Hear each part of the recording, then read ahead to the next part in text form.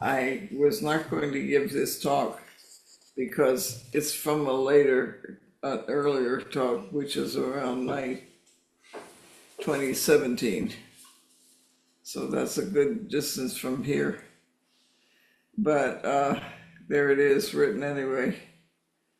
So I'll take it on. But what I'd really like is to have not an audience, but an engaged group of people listening, so that when you hear something that you can either add to or expand on, I would appreciate it if you'd raise your hand and interrupt me.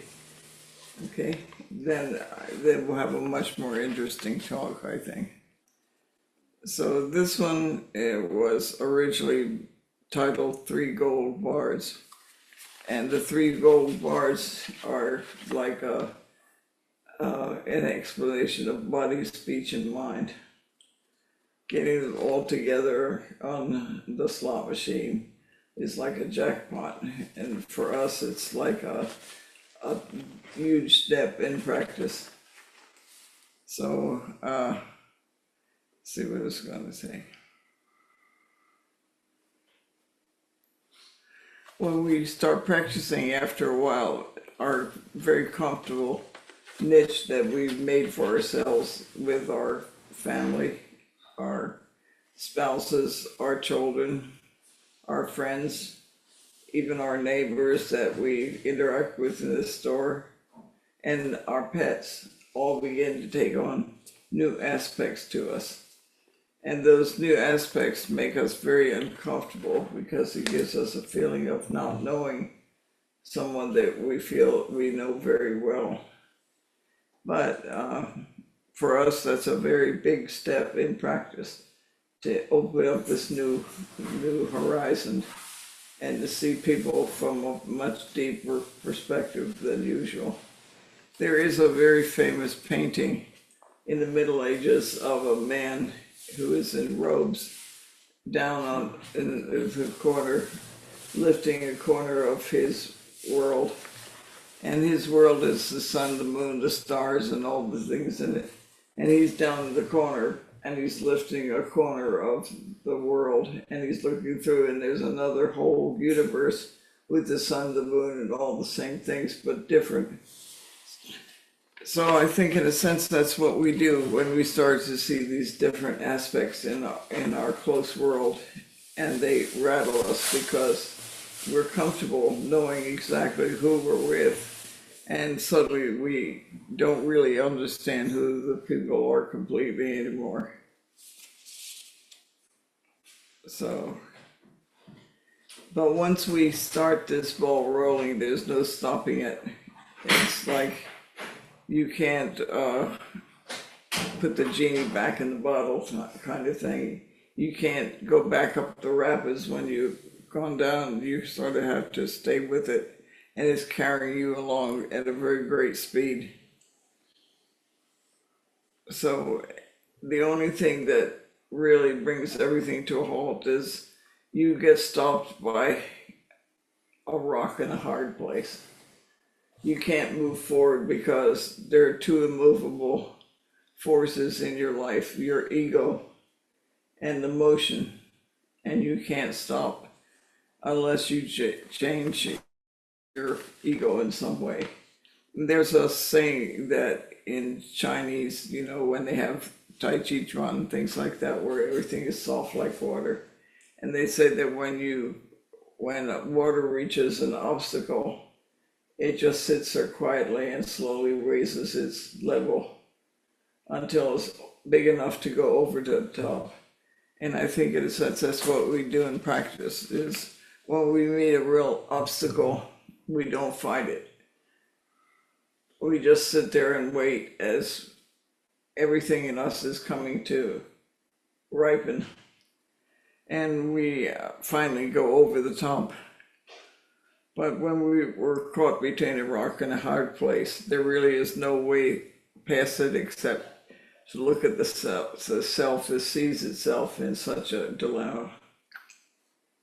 And Suzuki Roshi said something that we've all quoted many times. It's a wonderful saying. He says,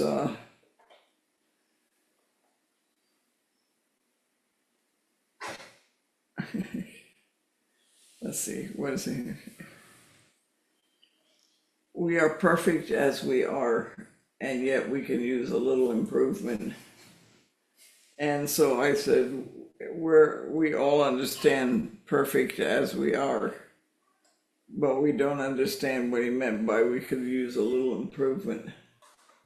So this is about improving that little bit that will just enough to move us out of a rock and a hard place. So when we're caught in such a dilemma where our ego won't budge and the momentum forward won't stop, then we have to stop ourselves and just take a look at our ego, because that is the other immovable object that we are really stuck with. So when that happens, we have to change in spite of ourselves into something even more so that even your friends, your spouses, your children, your pets all become even more unique to you. And I remember when Peter and I were practicing hard together, and Peter started to take on all of these nuances of someone different. At first I would fight them, and that was like being caught between the rock and the hard place. So it's very hard to stop fighting and start to listen to this new aspect speaking, because at that point some of your most wonderful guidance comes through in this practice. And if you can listen to it, you will benefit greatly by it. So in a sense, you have the whole world opens up to you, all the world, and not just your spouse, but all the world can be, you know how the saying is in Christianity, the whole world is in one grain of sand. Well, it's like that. The whole world comes through in one point. And that one-pointed thing brings you all the guidance you've been looking for in practice. If you don't panic, which is easy to do under the circumstances, but if you can keep calm, that rock in a hard place will just literally lift from your life, because you're in the one place where you really can understand what's happening if you don't panic. And if you just accept all the changes in the people who are close to, as you have lifted a corner of your world and you're seeing this, in your world, this whole other world is present. And you, at that point, you become one of the luckiest people in the world, I think.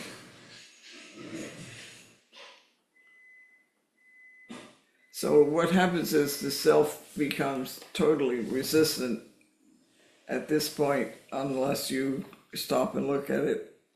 And if you suffer its resistance without complaining, because one day when you least expect it and you're still sitting, yourself very generously and subtly stands aside for you to see your real self. And you recognize your real self immediately, even though you can't believe you're seeing what you're seeing. You're unbelievably shocked, because you're seeing yourself as an unfathomable being that touches everything and clings to nothing. And this is your real self, not the self you think you are. And at that moment, your Buddha nature can unmask itself as being your real self. So that's the point where when you find yourself in the rock and the hard place, don't give up, because that's the most crucial situation you can be in before you step over the obstacle, by letting yourself relax and step aside when it's ready.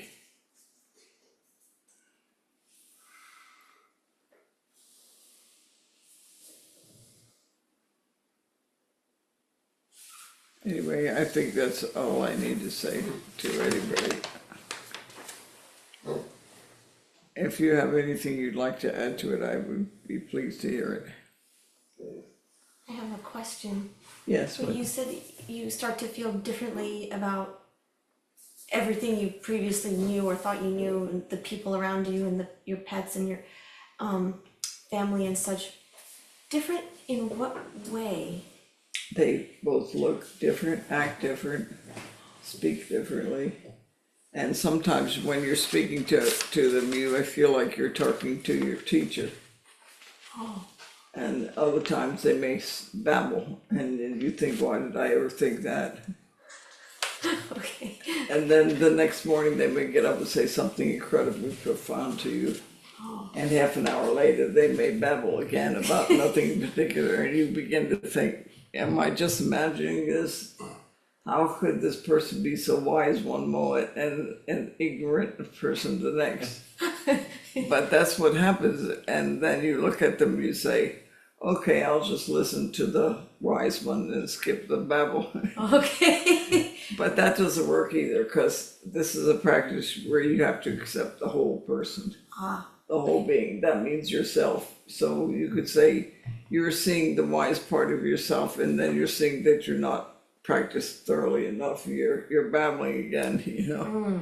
So you have to say to yourself, well, you're like the caterpillar, and at this point you're crawling on the ground.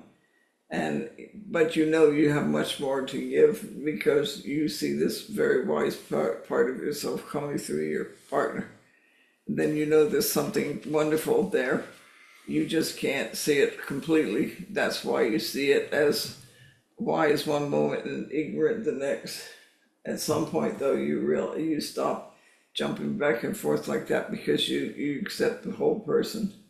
When you do that, then all of them, their whole Buddha nature can come through. See, so what you're seeing is glimpses, like a gold band. When the light's on it, it shines brilliant, and when it isn't, it looks dark, almost black. So you stop trying to compare it to something, and you just listen, pay attention, and when you see it's back in the ego realm, you understand that's your mind at work.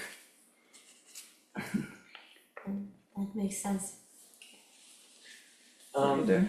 Yeah, you talked about basically feeling, you called the rock in the hard place basically your ego and momentum. And I was wondering if you could talk a little bit more about like what you mean when you say momentum. Once you set in motion a momentum of practice, like you said, you begin to really sit, and you open up things when you start sitting. You go deep inside and you see yourself in a way you never did before. So that's a kind of momentum in process, but the more you sit, the more you open something new.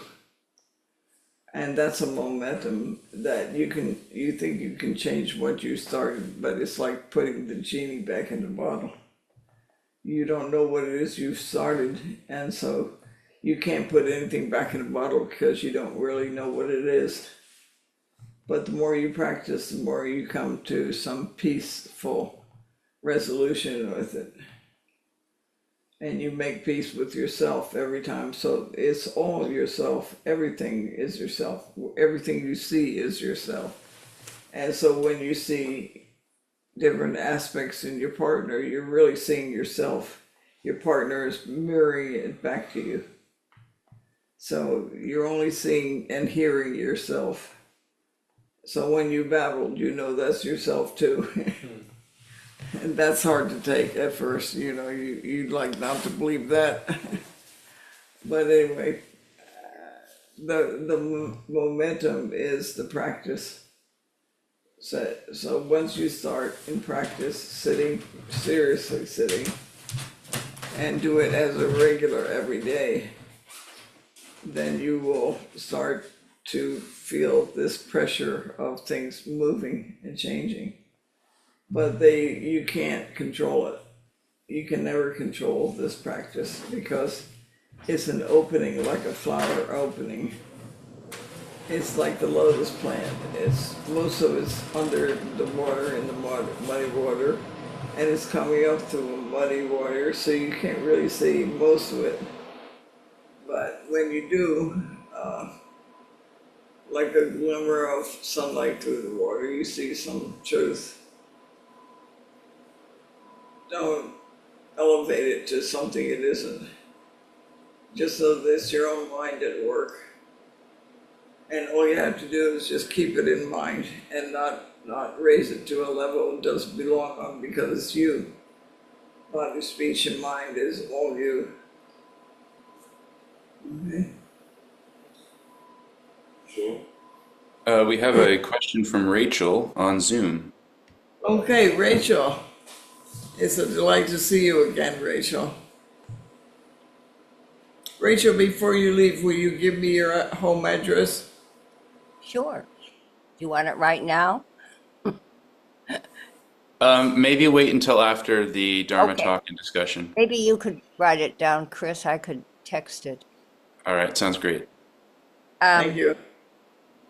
Well, I'm going to speak personally because I want to, but primarily because your response might be meaningful to others.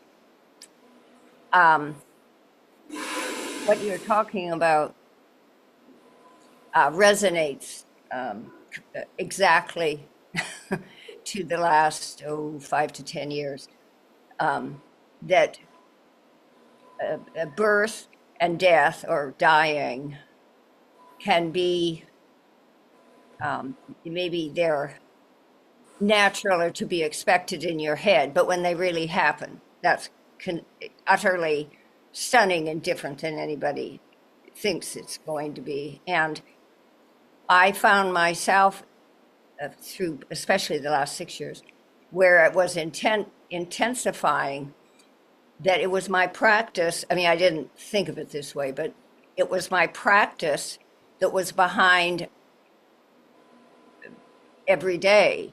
And, someone else, I was told I was remarkable as though I were some saint or martyr, but that wasn't true. I did love John deeply, but that wasn't completely it. It was where I just simply knew I needed to be and what needed to be done. Any rate.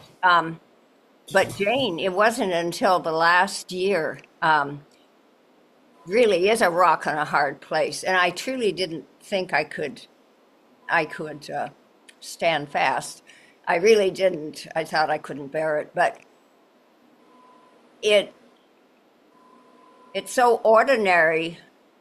I can't describe it, but it's really something to just find yourself without doing that much thinking about or interpreting or judging or evaluating all the time, but to just find yourself responding depending on the situation. But I want to say, I did not end up feeling benevolent most of the time or even happy or gee gosh, it was, what was I learning? It just felt organically essential, and and I was just part of something much bigger than I am. But what surprised me is I was not happy. It was unpleasant and it was very sad, but I persisted. It was something, I was part of something that I did not understand, but I inherently responded to. And from the outside, it looks like decisions were made. Do you know what I mean? That I decided I would be doing this. Like, good me, 5-star spouse. But that actually isn't really what happened. It was a practice using me in a sense. Anyway, I don't know if I've made any sense at all. I know I have to you, Jane, but maybe you could say something so it makes sense to someone other than me. It sounds like you're describing the momentum carried you forward in this. Yeah. Rachel's husband died just recently. When did he pass away, Rachel? A week ago. A week ago, yeah.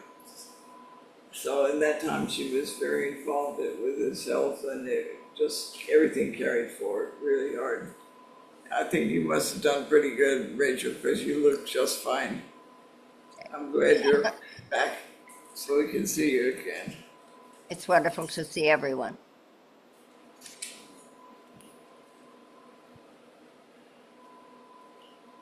Jane? Yes, Mike? When we look at a rock in a hard place, would that be a representative of our desires, concepts, egos, in the sense that we create those rocks in a hard place? They're there, but it's our attachments that make them a nuisance. Yes. Whereas if you're just flowing, you just go around it, it doesn't put down anything that Rachel recently went through. I know what it's like, you know what it's like and stuff. But even in a sense, it's that desire that this isn't happening, that this isn't going on, that, you know, this wish and stuff. Yeah, or the feeling that I don't want this. Yeah, and it just, Yes. and it's like, it's what it is, you know, and, you know, you gotta wait until the water flows over the top of the rock, so instead of, you know, letting it distress you to the point that you become immobile, you just kind of let it flow and eventually get over it and go on and move beyond. Yeah, if you can let go of the ego in the middle of it, you can flow and go on anyway. But if you're really attached, for example, when Peter was ill, I just could not stand the feeling that he wouldn't be around anymore, and I hung on as much as I could in my mind. But at some point, I had to say, okay, I'll have to live with this. Yeah, And when I went through make the that same thing. decision, a great weight lifts off of each of us. But until you make some peace with your ego at that point, you can't move forward. You're going to be stuck, and the momentum keeps pushing you forward. So when Peter passed away, I thought, okay, I can live with this. Then the next day, no, I can't live with this. This is ridiculous. I can't do this. Peter's going to show up a week from now and say, hey, bull's full. It's Well, amazing what your mind wants to do. But you eventually do flow over that rock. Well, Over you that have hard to. place, You yeah. have to, or you'll just drown.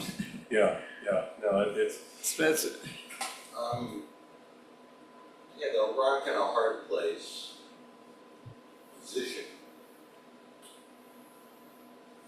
As my practice progressed, I used to think it was intractable.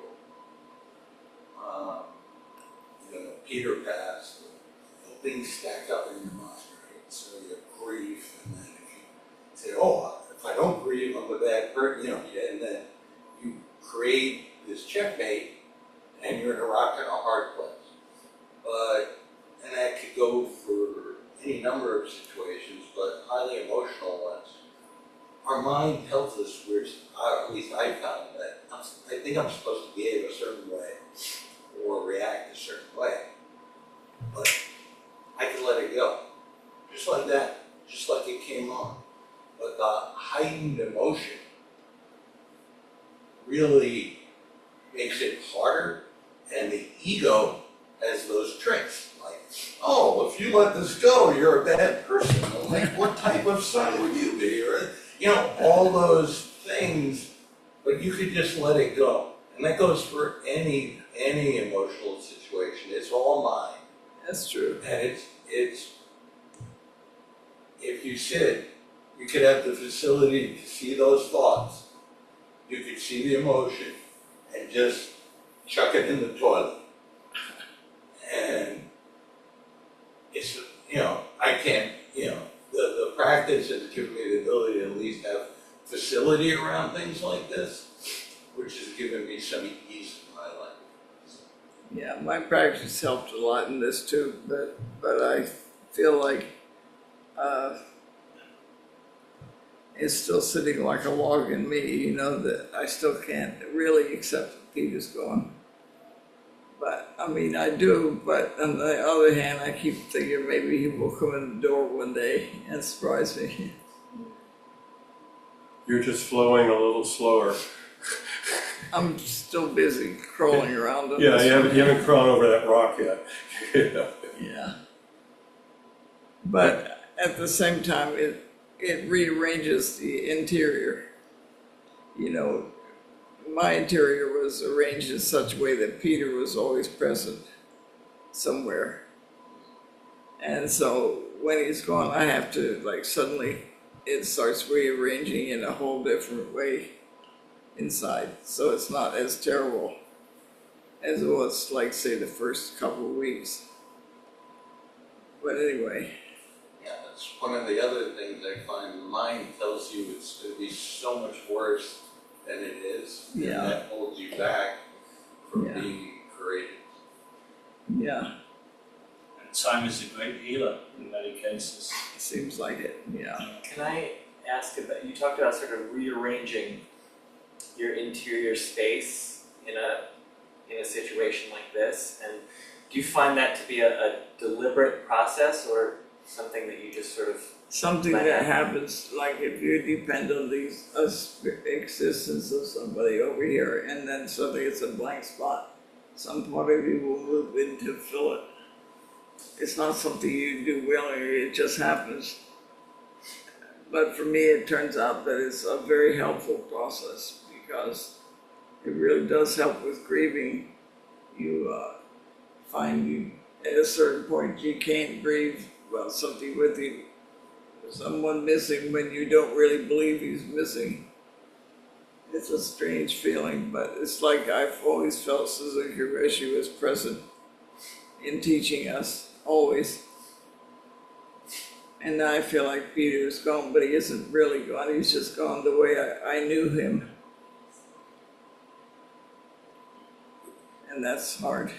It's, you have to have patience to let all that flow, Yeah, you know, and I told you my story Thursday night, and it's like, it just all of a sudden one day you finally realize you've made it over that obstruction, you know, and it's like, okay, I can breathe now, I can, you know, move on.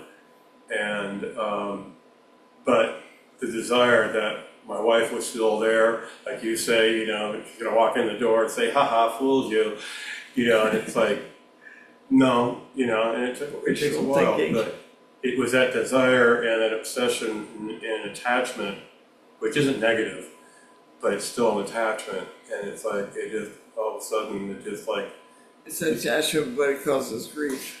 yeah, but then one day all of a sudden you realize you're flowing over it, I mean, you're like, okay, now I'm moving back on, you know, back on course down the river. Well, when I realized things are changing, maybe for the better, is I've started thinking about creative projects again.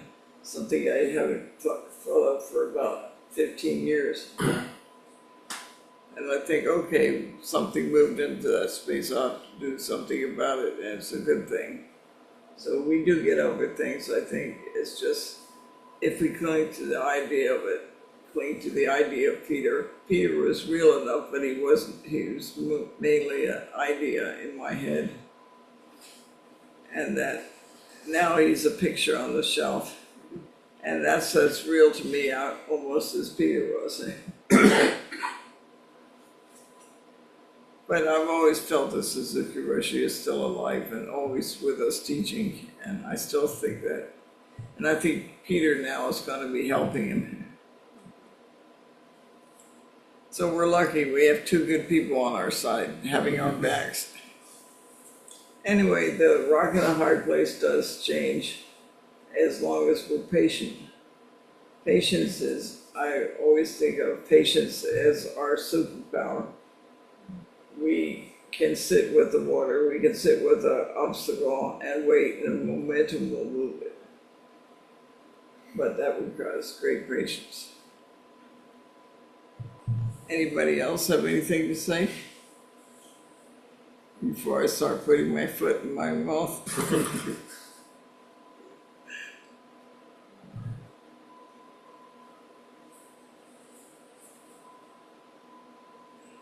Well, then should we prepare for service? Okay, well, thank you for your, Thank you, Jane. Thank you, Jane. thank you for your input, I really appreciate it.